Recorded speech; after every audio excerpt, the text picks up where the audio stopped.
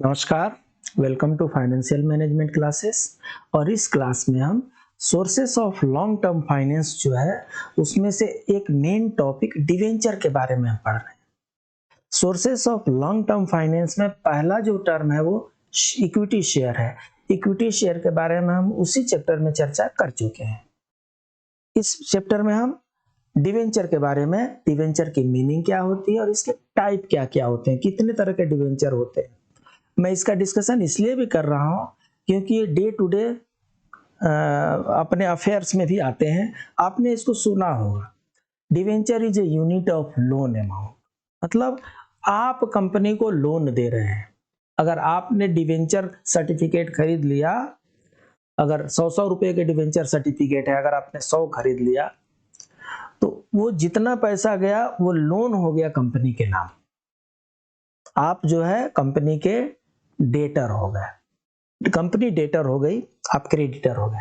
When a company intends to raise the loan amount from the public, it issues debenture. Company decide करती है कि कितने मुझे share issue करना है, कितने मुझे डिवेंचर इशू करना है, किस किस प्रोपोर्शन में कहाँ से हमें फंड रेज करना है। ये एक फाइनेंसिंग स्ट्रेटजी है, उसके अनुसार वो डिवेंचर इशू करती है। It bears the date of redemption, rate and mode of payment of interest. तो जो सर्टिफिकेट पहले होता था अब नहीं होता है। जो पहले सर्टिफिकेट होता था उसमें डेट ऑफ रिडेम्पशन होगा कि ये 3 ईयर के लिए है, चाहे 5 ईयर के लिए, चाहे 10 ईयर के लिए। Mode of payment of interest होगा और रेट ऑफ इंटरेस्ट उसमें लिखा रहेगा।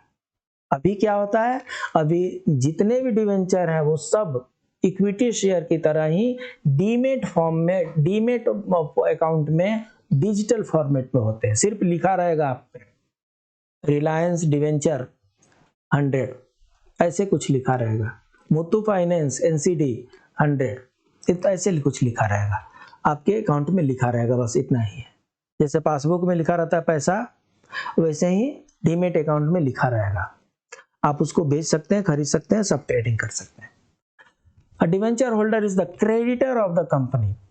तो आपने लोन दिया तो कंपनी जो हो गई डेटर हो गई और आप क्रेडिटर हो गए। The debenture is the document issued under the seal of the company. जो भी डिवेंचर इशू होता था पहले वो उसमें सील कंपनी की लगती थी। इसके कैरेक्टरिस्टिक्स क्या है, holders are creditor of the company. जो भी डिवेंचर होल्डर होंगे, डिवेंचर होल्डर मतलब इन्होंने पैसे दिए हैं कंपनी को, जब पैसे दिए हैं तो you are creditor for the company. Holder do not carry voting right. आप जो है क्रेडिटर हैं, आपने उसको कर्जा दिया है, आप उसके ओनरशिप में पार्टिसिपेट नहीं करते हैं, इसलिए you don't have voting right. Debentures are secured, ये फर्क है। शेयर जो है सिक्योर्ड नहीं है और debentures are secured. Debentures are issued against some assets. Debentures are repayable after a fixed period of time. इसमें फिक्स्ड 3 साल, 5 साल, 7 साल के बाद से आपको ये पेमेंट कर दिया जाएगा। शेयर का ऐसा कुछ हिसाब किताब नहीं है। इन फॉर्म ऑफ सर्टिफिकेट ये पहले होता था, उसमें सीरीज होता था, ये सब पहले होता था, अब ये सब कुछ नहीं है। डिवेंचर और शेयर सुनने में एक जैसा लगता है क्योंकि दोनों कंपनी इशू कर रही है, बट दोनों में फर्क है। पहले भी मैंने बताया, शेयर होल्डर जो होगा, पेपर मान लीजिए एक पर शेयर लिखा है और एक पर डिवेंचर लिखा है। आपने 1000 का शेयर खरीदा, चाहे आपने 1000 का डिवेंचर खरीदा। अगर आपने शेयर खरीदा 1000 का तो उस 1000 के हिसाब से आप उस कंपनी के ऑनर हो गए। आपको कंपनी कोई इंटरेस्ट नहीं देगी क्योंकि आप ऑनर हो गए। आप ऑनर को क्या मिलता है, शेयर ऑफ द प्रॉफिट मिलता है। तो जो भी कंपनी प्रॉफिट अर्न करेगी उसमें से आपको शेयर मिलेगा, इससे ज्यादा आपको कुछ नहीं मिलने वाला क्योंकि आप मालिक बन गए। जब डिवेंचर आपके पास होगा तो आप मालिक नहीं है, आप क्रेडिटर हैं, आपने लोन दिया उस कंपनी को। तो कंपनी ये प्रॉमिस करती है कि चाहे मैं प्रॉफिट कमाऊं चाहे लॉस कमाऊं, मैंने चूंकि आपसे लोन लिया है इसलिए मैं आपको इतना परसेंट, 10% के हिसाब से आपको हम इंटरेस्ट देंगे। ये दोनों में बेसिक फर्क है, बाकी ये लंबी चौड़ी कहानी है। Debenture constitute a loan, debenture जो होता है लोन होता है। Share are part of capital of money. Share जो होता है टॉप लेवल का होता है, मिडिल एंड लोअर लेवल के लिए डिवेंचर होता है। Share do not carry any such charges. Debenture generally have a charge on the assets of the company. Charge, जब हम चार्ज की बात करते हैं मतलब क्या है कि डिवेंचर जितना आपने इशू किया तो कुछ फिक्स्ड असेट्स होते हैं और कुछ डे टू डे वाले अलग एसेट होते हैं। तो जो फिक्स असेट्स होते हैं उसके अगेंस्ट में वो आपको इशू किया गया है। अगर कंपनी किसी कारण से डिवेंचर का अमाउंट नहीं रियलाइज कर पाती है तो मशीन बेच करके उनको देना पड़ेगा। चाहे यूं कहें कि मशीन बेचने के बाद से सबसे पहला जो राइट बनता है वो क्रेडिटर का बनता है। क्रेडिटर ने आपको पैसे दिए हैं। शेयर होल्डर का राइट लास्ट राइट है, क्योंकि आप तो मालिक हैं। चाहे जितने भी शेयर रखे हैं उतने उतने पार्ट के लिए आप उस कंपनी के मालिक हैं। Share holders enjoy the voting right. चूंकि आप मालिक हैं इसलिए कंपनी में जो भी डिसीजन होंगे, एजीएम होंगे, उसमें आपकी वोटिंग के पावर होते हैं। क्रेडिटर के पास कोई वोटिंग पावर नहीं होता। Dividend is not allowable deduction as business expense. Return on allotment of owner is to be filed for allotment of shares. Dividend can be paid to shareholders only out of the profit. अगर profit होता है तब share holder को dividend देंगे, अगर profit नहीं होता है तो डिविडेंड नहीं देंगे।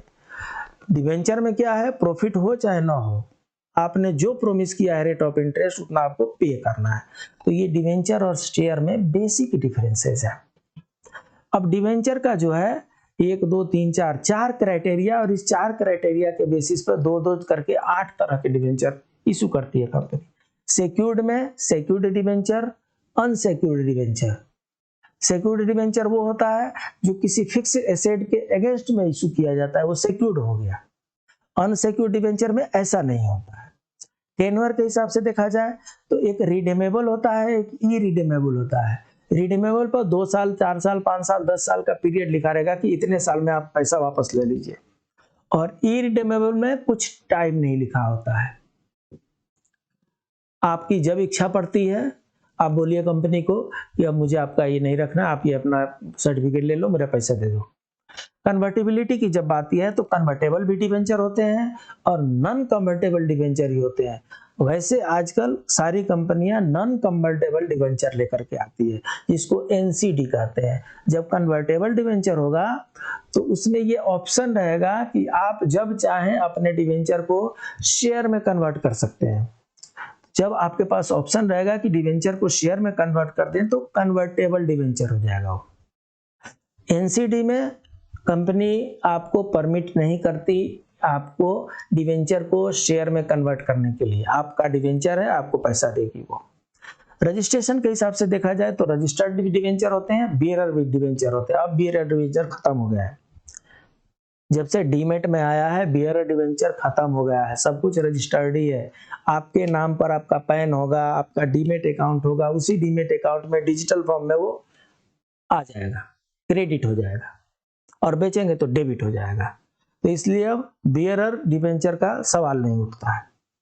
वैसे बियरर डिवेंचर वो होता था जो जिसके हाथ में चले जाए वही उसका मालिक है। तो debenture and bonds are terms used for long term dates. They are loans taken by the company from the public. So basically आप लोन लेते हैं पब्लिक से, जो कंपनी होती है वो लेती है। रिडीमेबल हमने बता दिया आपको, ये जितने भी डिवेंचर के फॉर्म्स है वो दिया हुआ है। Merits of debentures, it is preferred bye investor who want fixed income eight A laser risk. Debenture में और शेयर में क्या फर्क होता है?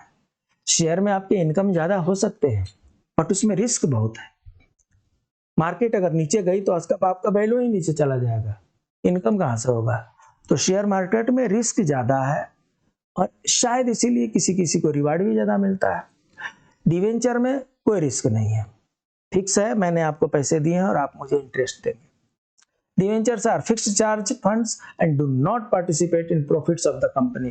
कंपनी प्रॉफिट में जाए चाहे लॉस में जाए, आपको आपका पैसा और आपका इंटरेस्ट, रेट ऑफ इंटरेस्ट मिलेगा। The issue of debenture is suitable in situation where the sale and earnings are relatively stable.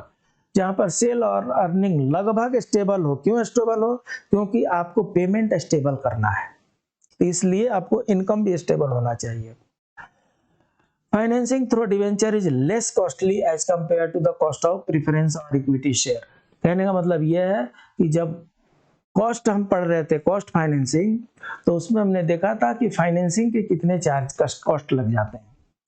तो इक्विटी इशू करने में कंपनी को ज़्यादा खर्चा लगता है और डिवेंचर इशू करने में कम खर्चा लगता है, इसीलिए कंपनी डिवेंचर लेकर के आना प्रीफर करती है। चार्जेस सिक्योरिंग डिवेंचर, पहले ही हमने बताया, जो कुछ कंपनी जो होती है वो कुछ ऐसे डिवेंचर होते हैं जो कंपनी पर चार्ज बन जाते हैं। तो जो कंपनी के जो असेट हैं वो फिक्स्ड चार्ज हैं और फ्लोटिंग चार्ज है। जो फिक्स्ड एसेट है उस पर फिक्स्ड चार्ज होगा और जो फ्लोटिंग एसेट्स हैं, रॉ मटेरियल्स हैं, उस पर फ्लोटिंग चार्ज होगा। ये दो तरह के चार्ज होते हैं कंपनी पर, दो तरह के चार्ज होते हैं, फिक्स्ड चार्ज और फ्लोटिंग चार्ज। फिक्स्ड चार्ज मतलब फिक्स्ड एसेट पर होगा, आपके पास मशीनरी है, उस मशीनरी के अगेंस्ट में आपने लोन लिया है, उस मशीनरी पर मैं दावा ठोक दूंगा अगर आपने मेरा पैसा नहीं दिया तो इसको फिक्स्ड एसेट कहते हैं।